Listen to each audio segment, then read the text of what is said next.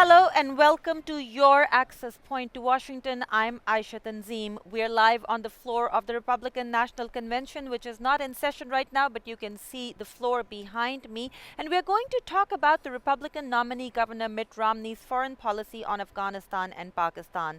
Joining me are Thomas Friedman of the New York Times here in Tampa, but a different studio. Anybody who reads the paper and reads his columns understands how strong of a handle he has on foreign policy issues. He's really well connected in Washington as well, so I'm sure he'll bring us some insights. Tom, thank you so much for joining us. Pleasure, Aisha. And Dr. Malia Lodhi has been Pakistan's ambassador to the US and the UK. She still advises the government on foreign policy issues. She's joining us from Houston via Skype. Dr. Lodhi, thank you so much for being on the show. Thanks for having me. And Ahmad Majid Yar is with the American Enterprise Institute. He works on Middle East and South Asia foreign policy issues. He's in the DC studios where we usually see us all. Ahmad, thank you very much for joining us. Pleasure, Aisha. Before we actually talk about what Governor Romney's policy is, let's hear Governor Romney talk about Pakistan. We need to bring Pakistan into the 21st century, or the 20th century for that matter, so that they can engage throughout the world with trade and with modernity. Right now, American approval level in Pakistan is 12%. We're not doing a very good job with this huge investment we make of $4.5 billion a year. We can do a lot better directing that to encourage people to take advantage of the extraordinary opportunities the West and freedom represent. Well, we just heard Governor Romney talk about Pakistan. Tom, we're going to start with you. Governor Romney wants to bring Pakistan to the 21st century, or to the 20th century for that matter, in his words. How is he going to do that? Well, if you find out, if you're here, Aisha, please let me know. He didn't spell it out like so many things that have been said at this convention. Whose motto is, we can change it, or we built it. They've never defined what the it is. So I guess when it comes to building Pakistan, I also find it kind of insulting to say we'll bring Pakistan into the 20th century. But I have no idea how he plans to do that. I think it's great that we would have more trade with Pakistan. I don't know what the trade figures are, what the trade arrangement is, and I'd be all for that. I think it's certainly a way to drive entrepreneurship, innovation, and exports there. But like so much of the Romney foreign policy, it's long on critique and short of clear-cut alternatives. And I actually went to the Romney website to look up the Afghan-Pakistan foreign policy, and there was a one-page brief on it for both the countries together. So, Ambassador Lodhi, one of Governor Romney's advisors said that Pakistan should be given a little more respect. Do you think that the Romney administration will be any different than the Obama administration from Pakistan's perspective? I think we have to wait and see. But I think what is also true is that President Obama is amongst the least popular personalities in Pakistan today. Unlike the last election in America, when many people in Pakistan were looking towards Obama as a symbol of hope and change in the way he conducted relations with countries like Pakistan. This time round, the disappointment is with the Democratic candidate, and people are looking expectantly to see if the Republican candidate brings anything different to the table. I agree with Tom. There's been a lot of talk about the style of leadership that Governor Romney has criticized, but there is a lack of specifics. I think Pakistanis above all will want to see Governor Romney commit to ending the war in Afghanistan, which has brought so much grief, not just to the people of Afghanistan, but to the people of Pakistan. So I think what people in Pakistan will be looking to is Governor Romney being less unilateral in his dealing with Pakistan than President Obama was, having a more balanced policy in the region, and certainly turning away from war. And we were going to have Ambassador Williamson, Governor Romney's foreign policy advisor, on the show with us. Unfortunately, he had to cancel at the last minute, but I promised you that in our subsequent shows, we'll bring them back. I wanted to ask him all of these questions that you guys are raising, but Ahmad, you're sitting in DC, you're looking at all the situation and analyzing it. Would Governor Romney afford to have a policy different than President Obama? He's committed to a 2014 withdrawal date. Can he possibly have a different policy? When it comes to Pakistan, the United States has many interests and concerns. For example, the democracy issues, preventing a catastrophic war between two nuclear nations, Pakistan and India, and so many others. But there are only two interests that are vital to the United States when it comes to Pakistan. And they are, first, it's the nuclear assets of Pakistan that for the United States it's important that Pakistan ensures that those nuclear bombs do not fall in the hands of the extremists. And secondly, it is the Pakistani policy in fighting terrorism, which is also a vital interest for the United States. So I think that the relationship between Pakistan and the United States has a very good chance of improving under a Romney administration, but only if Pakistan takes some bold measures in fighting militant groups which operates on its soil, and also helps with the a peaceful end to the Afghan conflict there. Otherwise, I think that under a Romney administration, the United States will pursue an even more aggressive policy, and current drones attacks and also day-to-day problems that we are seeing between the two countries will continue. Okay, so we were going to talk about what Governor Romney will do, but since we don't have his advisors with us, let's talk about what he should do. I'm reading from his policy brief on Pakistan and Afghanistan, and it says Pakistan should understand that any connection between insurgent forces and Pakistan's security and intelligence forces must be severed. Tom, what should Governor Romney do to achieve this objective? Well, again, I think that there basically is a bipartisan approach to Pakistan today from the United States, and it's based on two elements. One is using drones and other technology to attack basically what we define as terrorist or insurgent or militant forces based in Pakistan that are using Pakistan as a territory to launch raids into Afghanistan against both U.S. troops and U.S. allies there. That's I think that's a bipartisan policy. It'll go beyond Obama.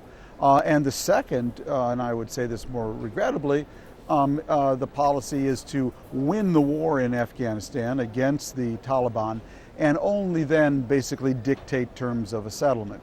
I think ultimately the goal has to be, if anyone wants to get out of Afghanistan, American troops out of Afghanistan by 2014. And if we want to do that in a way that is self-sustaining, that does not quickly involve us leaving then a total collapse of Afghanistan into chaos. The only way to get that, seems to me, is with a negotiated settlement with the Taliban. And so I think it doesn't matter who's in power. Sooner or later, that's in America, sooner or later we're going to have to come to that position. I don't know where those negotiations are now. I wouldn't expect Obama will do much before the election because people would accuse him of surrendering, who lost Afghanistan, et cetera, et cetera. But ultimately, if we want to get out and not leave chaos, we have to have a negotiated settlement with the Taliban. We need Pakistan's help for that. We need Pakistan's cooperation in that. And to me, that's what American diplomacy should be working for, and the sooner the better. Okay, thank you. Now, Madam Ambassador, you just heard Mr. Friedman say that the drone attacks will continue. What do you think from Pakistan's side? Is Pakistan expecting, and what is Pakistan advising the U.S. to do? What is Pakistan thinking that Governor Romney should do? And how do we bring the Taliban into the fold with Pakistan's help, as Pakistan's indicated it is willing to help? Well, I think the most important issue that Tom has identified, and I couldn't agree more, and the people of Pakistan couldn't agree more, is to find a way of ending the war by political and diplomatic means in Afghanistan. Remember that Pakistan for 11 years has called for this war to end. It has warned the United States all these years that there is no military solution to Afghanistan, that ultimately the Taliban will have to be brought into a political process so that peace and some modicum of stability returns to Afghanistan, and we in Pakistan can also get on with our lives. So it is edifying and encouraging to see that the US administration has come to a conclusion that Pakistan came to a decade ago. That's all to the good.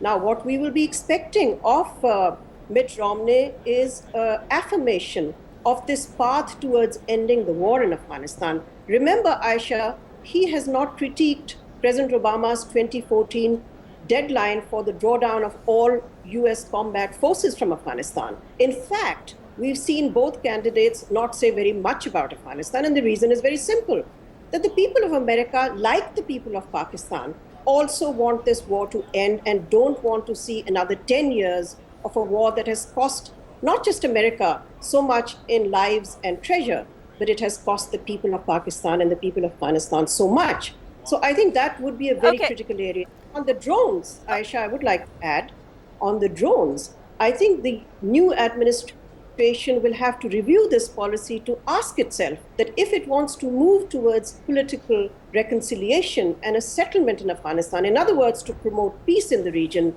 will continued efforts at war making and war fighting through drones help that objective or defeat that objective, especially since the US, including the CIA, now judge that Al-Qaeda has all but been defeated, not entirely, but degraded to such an appreciable extent. And that would make the drones and the use of drones really dysfunctional to the objective of seeking peace in Afghanistan. So you think the drones should end, and both you and Tom agree that Pakistan needs to be brought on the table. Now, here's one question for Ahmed, you in DC. The biggest obstacle right now between Pakistan and US sitting on the table is the Haqqani group. American says Pakistan's not doing enough to put pressure on the Haqqanis. Would the Romney administration have a different attitude? What should they do about this problem? Before answering your question, let me just briefly say that I do not agree with Mr. Friedman and also Ambassador Lodhi on the possibility of political settlement with the Taliban in Afghanistan. We are talking at a time that the foreign troops are leaving and there is no incentive for the Taliban to accept any peaceful settlement. Yeah, a peaceful end to the Afghan conflict is desirable for all parties, but I don't think that this is feasible at this time. The Taliban has not agreed to come to the table and talk to the Afghan government. They don't see the Afghan government as legitimate. And right now that the foreign troops are leaving, I don't think that they want anything more than just a military victory and reestablishment of their rule in the country. But coming back to your question about the Haqqani network, I think... So, okay, hold on. Ahmed, I'll come back to you on the Haqqani question, but let's focus on the point that you have raised. And Tom, you just heard Ahmed say, and we've heard other journalists on the ground say, the Taliban have no incentive to talk. And you say, and a lot of people say, that the only way for America to leave Afghanistan is to have a negotiated settlement with the Taliban. How should a Romney administration bring the Taliban to the table? And can they? Well, again, let's distinguish. I didn't predict that we would get a deal. All I said was in order to have a self-sustaining withdrawal, you needed a deal. So I recognize it's very hard, and it's certainly very, very hard for the reasons Ahmed said, which is that the Taliban can very clearly read the balance of power. I don't have an answer for it. I think there will be some pressure to just get out. What would you recommend? If you got a call tomorrow from Governor Romney, what would you recommend to him? I'm not enough of an expert on this problem to give you a good answer. Sorry. Okay, so let me ask Ahmed and Dr. Lodhi, starting with you, and then Ahmed to you.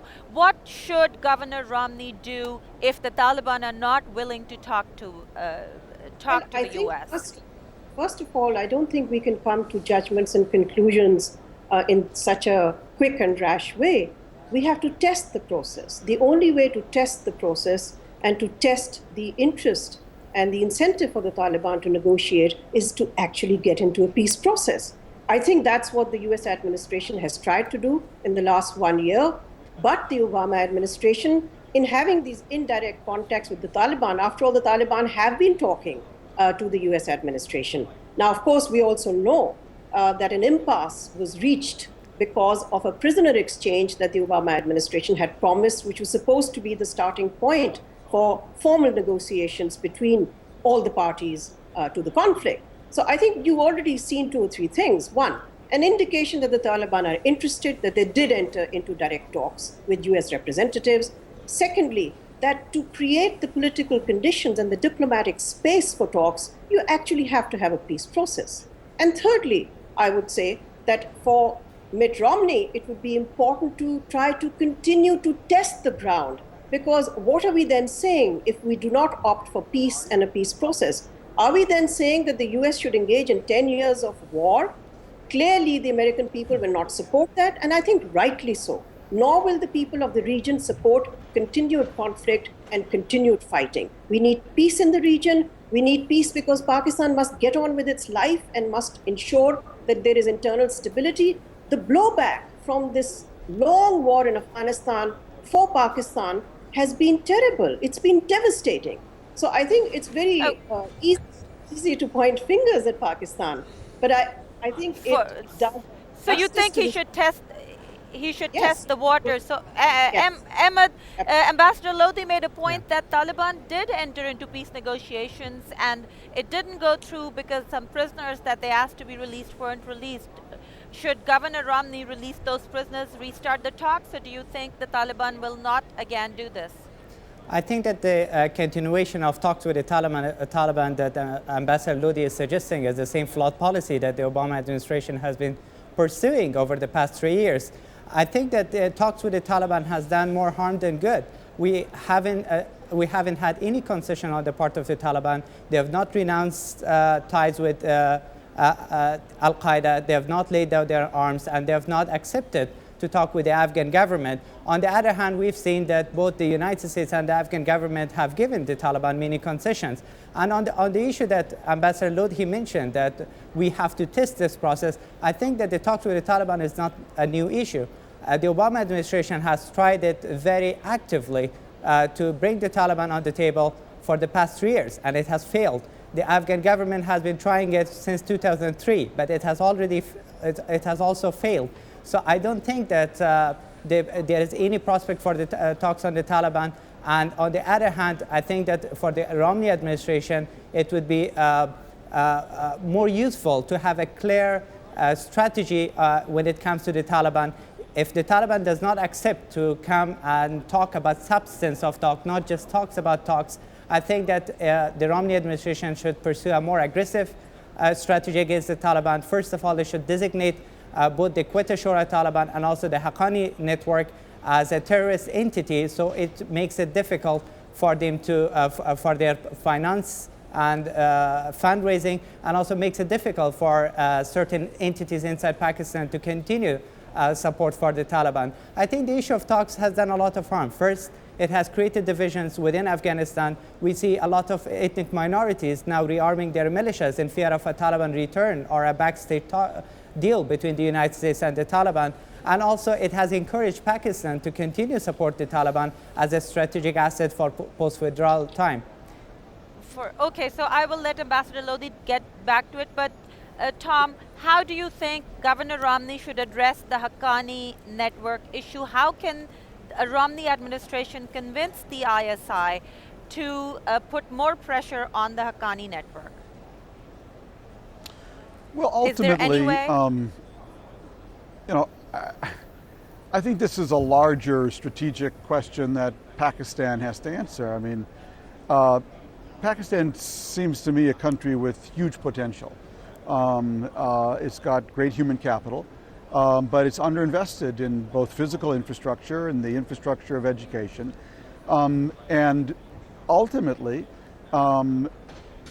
Pakistan has got to see its strategic depth, not in Afghanistan, but in the quality of its people, I think, which is enormous, and their potential to really thrive in the 21st century, which is only going to come through education and giving more Pakistanis the tools to succeed. And if there are elements in the Pakistani military elsewhere who think somehow that having control, tacit or actual, of hinterland in Afghanistan is the way for a country with Pakistan's enormous potential to thrive in the 21st century, I just think it's a huge strategic mistake. It's looking for dignity in all the wrong places.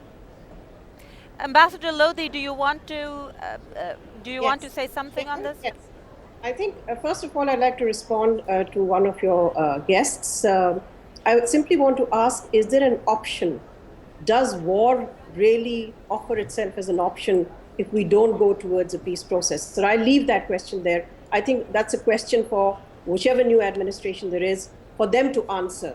Whether more war is going to bring them the strategic objective that the US seeks, or peacemaking now will take the United States closer to the objective. But I think more importantly, the strategic question that a Romney administration will have to ask itself is whether Afghanistan is more important for the United States to secure its wider objectives, especially as it pivots towards the Asia Pacific, or is Pakistan more important? Pakistan is a country of close to 200 million people.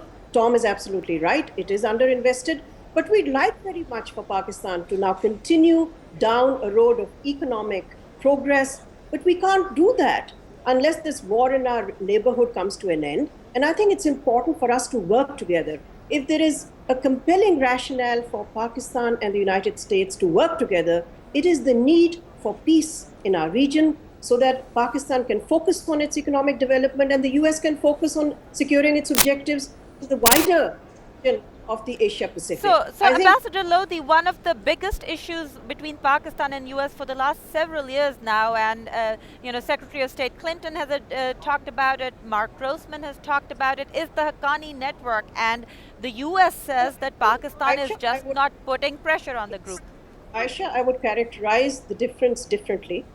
I think the difference between the two countries, the Haqqani group is responsible, from what US officials tell me, for 10% of the total number of attacks that take place in Afghanistan. Now, of course, there is a need to contain this, no question about it. But I think one shouldn't make a mega issue out of a group that is responsible only for 10% of what is going on. And these are not my figures, these are given to me by US officials. But the more important question, I think the strategic question or the difference between Pakistan and the United States is over America's fight and talk policy. Pakistan does not believe that fight and talk will lead to peace.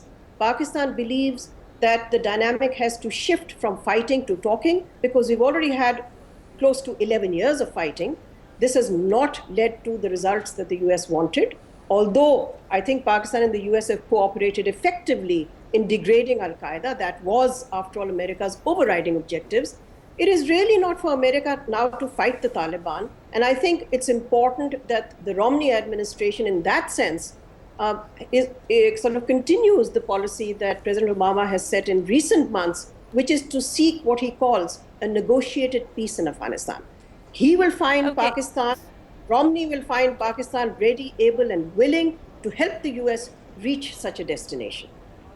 Okay, thank you. And Ahmed, you just heard Ambassador Lodi say Haqqanis are only 10% of the problem. Is there an overemphasis on the Haqqani network by the Obama administration? And should the Romney administration change its course, talk about the bigger strategic issues, building up Pakistan, Afghanistan, as opposed to just focusing on the Haqqani network? I don't think that the Haqqani network is only an insignificant, something like 10% of the problem in Afghanistan. The Haqqani network is the most dangerous terrorist group operating in South Asia indeed. It operates in very close alliance with Al-Qaeda and also with many regional terrorist groups like the Punjabi terrorist group Lashkar-e-Taiba, Lashkar-e-Jhangvi, and others. And it remains a threat, an existential threat to the Afghan government if it's not weakened. And also regarding the Ambassador Lodi's assumption that if the United States leave Afghanistan and end the war, there will be an end to militancy in Pakistan. I don't share that opinion because I think that Pakistan has its own militancy problem, and this existed much before the coming of the United States in 2001. I think that... I don't think I said that.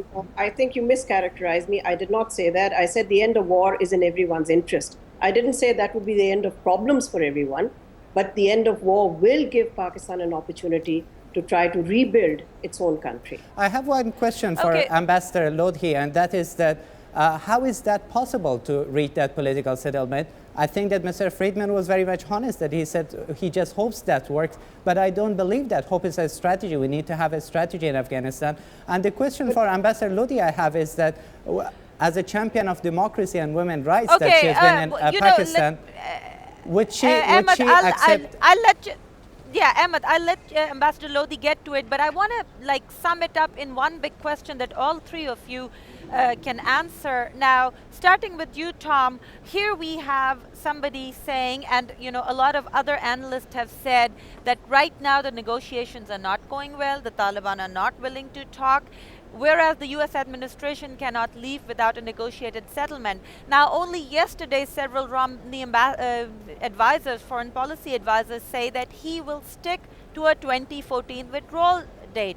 Should he change that? Should he say, we will not leave until there is a political settlement? Well, I think everything is really up in the air. I'd be misleading you if I gave you a definitive answer. Look, conventions are a gravity-free zone.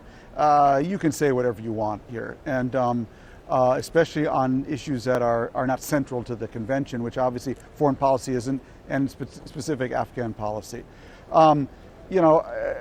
But what is both sad and true is that Afghanistan is not an issue here. Foreign policy is an issue, and even though we're in the middle of the longest war in American history, Afghanistan isn't an issue because too few Americans, unlike Afghans and Pakistanis, too few Americans are touched by it. We don't have a draft, Okay, so we have so one we half of don't 1% have, carrying the burden. So. Yeah, so that's And not an issue. unfortunately, I have to go, and but we're coming thanks for towards having me. Thank you so much. Yeah, We're I have coming to go towards 'cause I the gotta end do a of the New York show Times interview. anyway. Thanks. I understand. Thank you so much, Tom, for joining us. Ambassador Lodi, we only have 2 minutes. So tell me something. Should a Romney administration change a 2014 withdrawal date pending a political settlement? I think the important thing that the Romney administration can do is to not change that deadline, but to accelerate the peace process, because we have to bring that deadline into sync with ground realities. At the moment, they're out of sync. He also should dehyphenate dealing with Afghanistan from dealing with Pakistan. Pakistan is a far more important country, strategically important to securing other broader US goals. So he needs to see Pakistan in terms of its intrinsic importance, not as a function of Afghanistan. Thank you very much. And Ahmed, in 30 seconds, should a Romney administration change a 2014 withdrawal date? I think the 2014 withdrawal date is still feasible, but I think that the further reduction in number of troops should be based on the security realities and the success of the transition process in Afghanistan, not based on the political calendar here in Washington. And I think that beyond that, the United States needs to remain committed in Afghanistan and perhaps keep a residual force of 20,000 or 25,000 troops there to continue training the Afghan army and also conduct joint counterterrorism along the Afghan-Pakistani border. What happens if there's no political settlement? Can the US forces still withdraw and a kind of tentative solution be in place until a permanent one is found, Ahmed? I don't think that there will be a political settlement. I don't think that the ideological core leadership of the Taliban will agree to any political settlement. We can integrate a large part of the mid-level and low-level Taliban fighters only if we prove that the current system in Afghanistan is sustainable and the Taliban does not see itself as the future of the country. Only then we can change their calculations so that they can join the Afghan government. But right now, we are not at that situation. Ambassador Lodi, very quickly, do you think that if American forces withdraw and no political settlements on the ground, that things can still remain relatively stable? Well, I think the important thing to tell ourselves is that political failure is not an option. That with the war no longer being feasible, either for the United States to continue or for the region to be able to absorb, I mean, the shock of a war that's gone on for 11 years, I think the people of the region cannot stomach this anymore. So the important issue here is that if you begin by saying, sorry, a political settlement is not possible, then you won't get to one. But if you start by saying, we're going to make sure that failure is not going to be an option, that we will try to put together a political process that brings some degree of stability, I think that's the way to go. Thank you so much, Ambassador Lodi. Our time for the show is up today, but I want to thank all three of our guests. Thomas Friedman, a New York Times columnist, joined us in Tampa. He had to leave a little early. Ambassador Malia Lodi, Pakistan's ambassador to US and UK, joined us from Houston. Thank you so much. And Ahmed Majid Diyar joined us in DC. Thank you and goodbye.